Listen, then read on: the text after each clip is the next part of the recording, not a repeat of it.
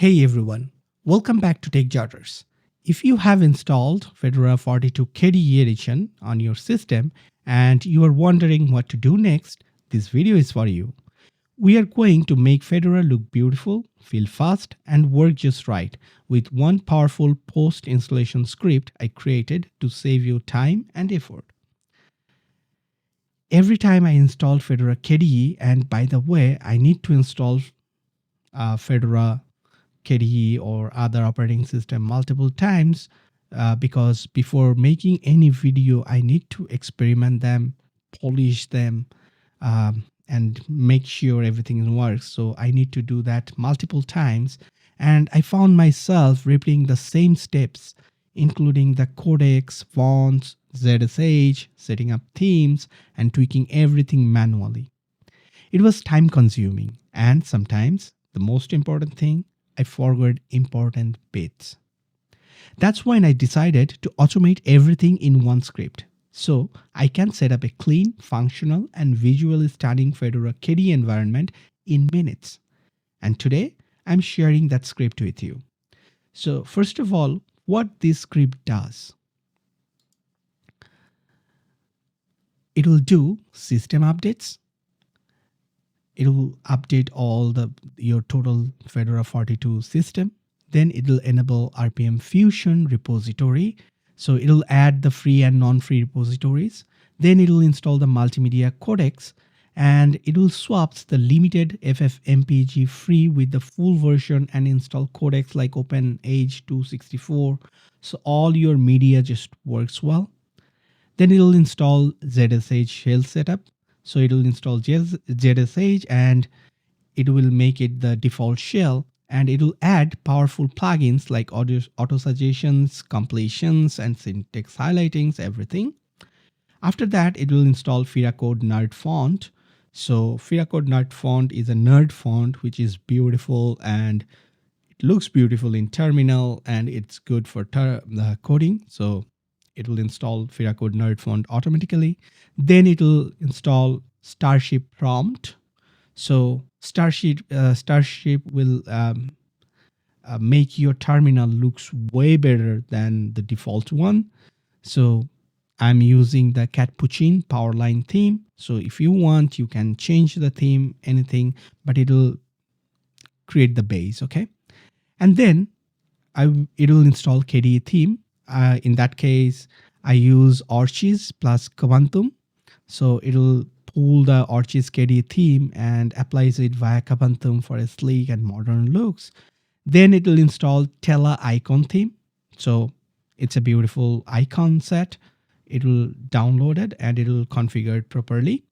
After that, it will enable Flatpak and Terra repositories. So by default, Fedora came with Flatpak, but it's limited.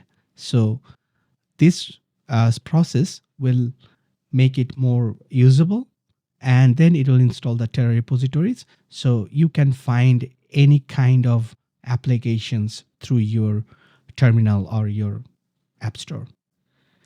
First of all, let's open the browser. So this is a fresh Fedora 42 KDE installation. So let's open the browser for the first time. And you can see it started. So let's make it bigger. And here is the GitHub repository page. So don't bother. I will paste this link to the description so that you can easily follow this. So here you can find what this script do. So we just need this one, okay? We'll copy this and we'll paste it to our terminal and it will start working. So let's copy this first, okay? And now let's open the console terminal and let me make it a little bit bigger so that you can easily see this in your screen. Okay, that's fine. So let's paste the command. So I just copied this part and paste it here. That's it. So let's press enter and it will ask you for the password. Okay. So let's give the password, press enter, and it starts working. So first of all, it will update the repositories and It will update the system. So I will first forward this part, and I will be back when we need to put something. Okay. Now you can see the update process is started. So it is actually downloading all the updates, and it will upgrade it. And after that, it will start the installing the codecs.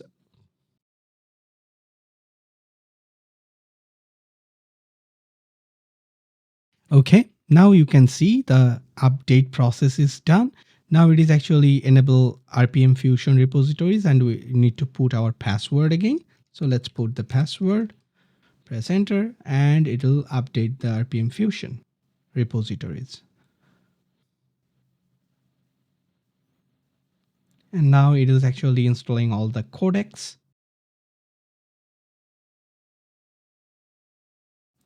Okay, to make the ZSH as a default shell, we need to put our password again. So you can see we only need to put the passwords. Everything is automated. Now it is actually installing the Starship, and everything is done. It's now enabling the Tela and FlatHub. Now installing Kvantum and the icons. So everything is installing one by one. Okay, it's done. So you can see it's already applied the uh, theme for the terminal, but the problem is it's just installed. Okay, so we need to cache it everything. So to do that, the best way is to reboot your system, because everything is installed, its system is updated, and all the new applications are installed and default configurations are changed. So we need to reboot the system. So let's reboot this system, and I will be back when the reboot is done. Okay, our system is rebooted. So let's log in here, and you can see it's updated, and the new update is Plasma has been updated to 6.4, the latest one. So let's download the preview, and it looks good. Okay, so we are now in Plasma 6.4. Before we were 6.3, so it's fine. Now if you open, first let's open console, and let's make it a little bigger. You can see it works good, but still you can see there is some problems. So let's first configure our console. Okay, everything is installed, so we just need to configure it. So let's click here and go to settings and configure console, and here we'll create a new profile. So let's make it take jotters. That's fine, and you can see it's by default it's ZSH. That's fine, we don't need to do anything. So let's go to the appearance, and here I want a little bit Catpuccin vibe here. So let's click get new, and here just search for Catpuccin, and you can see the Catpuccin Mocha is here. Let's install this. So this is the console theme, it's not the KDE theme. So let's close it, and here you can see the Catpuccin Mocha is here. So let's apply it. Fine. So now let's change the font first. So you can see the FiraNerd font is here. So we'll select the FiraNerd font mono, and let's make it a little bit bigger for this video and make it okay. And then press apply, and then we will edit the system. I want a little bit, blurry background. So let's blur the background, and let's the transparency to like around 40%. That's it. Okay. And then go to general. Everything is fine. Let's press OK, and let's click take jotters and set as default, and OK, and let's close it. Now let's open the console again, and you can see it looks way better than before. Everything is perfect. Our background is blurred, and transparency is applied, but background is blur, and the corners looks good. The theme is applied perfectly. It's colorful. That's fine. So our console is actually ready. So let's close this. Now we'll configure our desktop. Okay.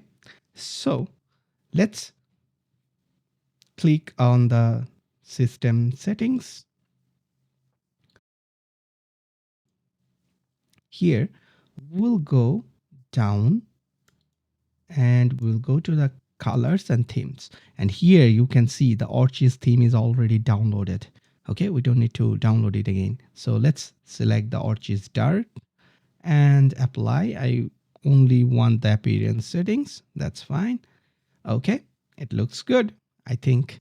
So now if you go to the application style, let's go to the colors, and here is all the colors. So you know everything is here. That's fine. Let's go to the application style, Kvantum Dark, Plasma style. Everything is looks good, right? So let's go to the icon. Here you can see the Tela icons are here. It's installed. So we need to select which Tela we want. So let's go with the Tela Dark and click apply, and you can see immediately the icons are changed. So let's go to the cursors and the system screen. Everything looks good. The login screen is Orchis Dark selected. Login screen SDDM is Breeze Fedora. If you want to change it, you can download anything from here. So it looks good, right? So let's close it now. Now make our desktop a little bit better with the dock type things. So let's right click here and show panel configuration, and from here we will add a new panel, and that is the default panel, so it will add automatically on top. Okay, now let's exit mode. Okay, that's fine. So right now we have same panels at top and at the bottom. So let's configure the bottom one first. We want to make it a little bit dock-like. Okay, so let's click show panel configuration, and from here we want to delete the extra things. So let's delete from here. We want to remove this, then the digital clock and system tray. Everything is removed from here, and we only want this one. That's fine. So let's close these things. Okay, now we want to make it in the middle, so it's in the center. So the width, we want to make it fit content, so you can see it looks like a dock. Now we can make it a little bit bigger. So sorry for this, I clicked in a different place. So now let's make it a little bit bigger, like I think 58 is fine. Okay, so let's exit, and it looks good, right? Again, let's go to the panel, and the opacity should be transparent. I like the transparent one. You can choose whatever you want. So it's floating, panoramic applets, and visibility. So let's make dodge windows, and everything looks good. Position and everything looks good. So let's exit it. So this is our dock type things.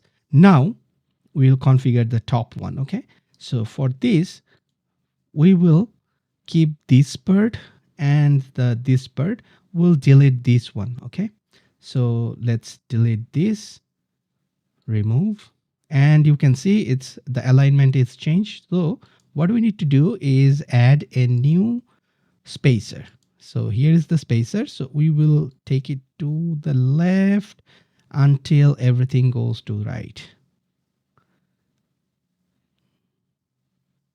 Oh, I'm sorry, I make it wrong. So let's again go to the, and now let's change this again to the left, and you can see the system icons are on the right now. So let's put it here, and it's good. So for this, I want to make it a little bit thinner. Okay, and also I don't want the floating option here. And also I want the opacity transcoolant, and that's fine for now. Let's close it and see how it looks. It looks good, right? Now, what I want to do is add some widget. Actually, I use one widget here. So let's go here, add or manage widgets. And here I will add global menu and take it, drag it to this position, and that's it. So that's all I want to change. I don't want to change a lot of things, spend a lot of time to configure the desktop, because minimal change make a big difference. It's already there, so I'm happy with this. So now you can see, you can click here and see the menu, and also you can click here and see the menu, the same thing. So let's change it a little bit. Let's right click here and show alternatives, and I want to make it application dashboard. So what it will do, if you click here, you can see it looks like a dashboard, and you can see your applications and everything from here. Okay, that looks good. And if you click here, it will show you the list. You can also change it, but I like this way. Now I want to put the console in the dock. So let's put it here, and it's done. So let's click here. And the thing is, you can see the menus are showing here. So this is the global menu thing. So it looks good. That's why I want this. So that's actually everything you need to do. So everything is installed. Just you need to modify the themes and everything by clicking them, and that's all. So I hope this will make your process of post installation process way faster than before, because you don't need to type the commands again and again and again. Every commands are put in the script. So if you run the script, everything will be installed, and you just need to configure it, and that's all you need to do. So hopefully you like this video, and if you like this video, please don't forget to like, share, and subscribe. It means a lot for my channel. It's slow growing channel. Hopefully you will help me to grow this channel. Thank you and have a good day.